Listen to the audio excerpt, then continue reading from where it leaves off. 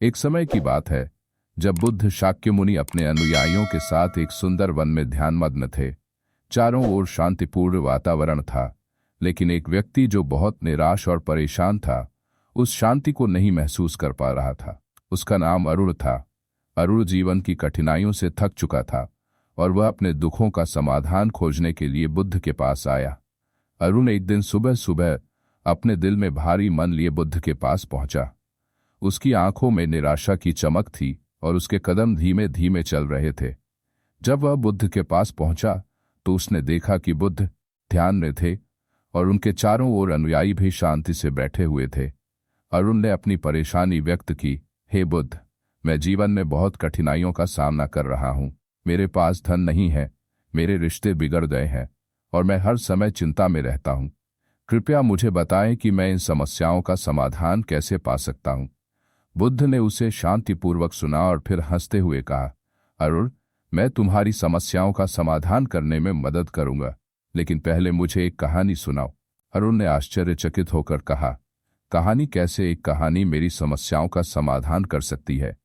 बुद्ध ने मुस्कुराते हुए कहा, हर कहानी के भीतर एक गहरा अर्थ छुपा होता है। तुम सुनो और फिर समझो। बुद्ध ने कहानी शुरू की।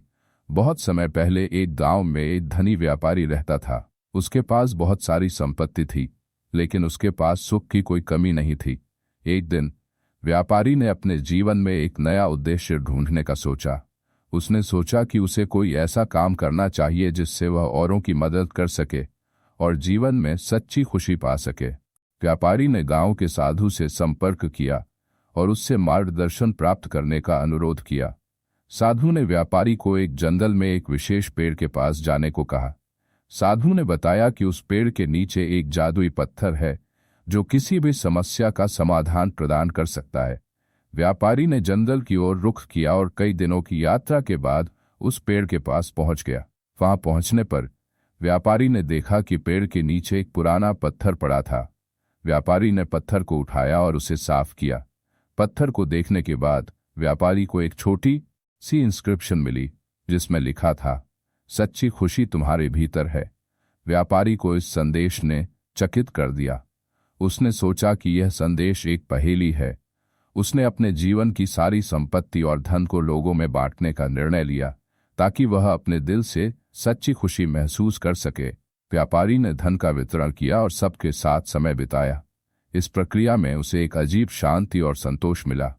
व्यापारी ने समझा कि सच्ची खुशी बाहरी संपत्ति से नहीं बल्कि आंतरिक संतोष से आती है।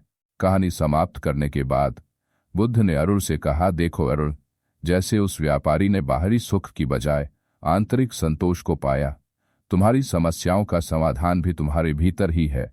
तुम्हारी समस्याएं तुम्हारे विचारों और दृष्टिकोण पर निर्भर करती हैं।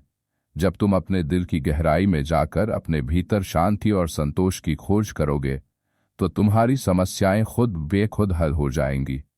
अरुण ने ध्यानपूर्वक बुद्ध की बातों को सुना और महसूस किया कि उसकी समस्याओं का वास्तविक समाधान उसकी सोच और दृष्टिकोण में ही है। उसने सोचा कि जब वह अपने जीवन में शांति और संतोष की खोज करेगा तो उसे बाहरी समस्याएं कम महसूस होंगी।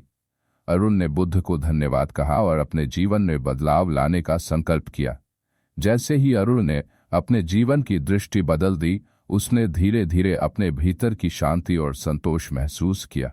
उसने महसूस किया कि वास्तविक समाधान बाहरी परिस्थितियों में नहीं बल्कि अपने भीतर के विचारों और दृष्टिकोण में है।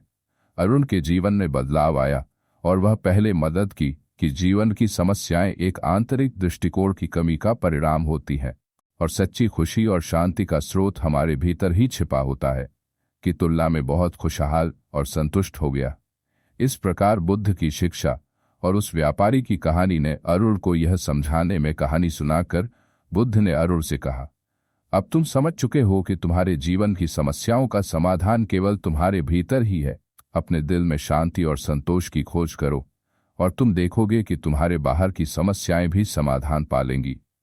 अरुण ने बुद्ध का आभार व्यक्त किया और अपने जीवन में सकारात्मक परिवर्तन लाने के लिए इस प्रकार बुद्ध की शिक्षा ने अरुण के जीवन में गहरा परिवर्तन ला दिया और उसने समझा कि जीवन के कठिनाइयों का समाधान अंततः हमारे भीतर ही छुपा होता है।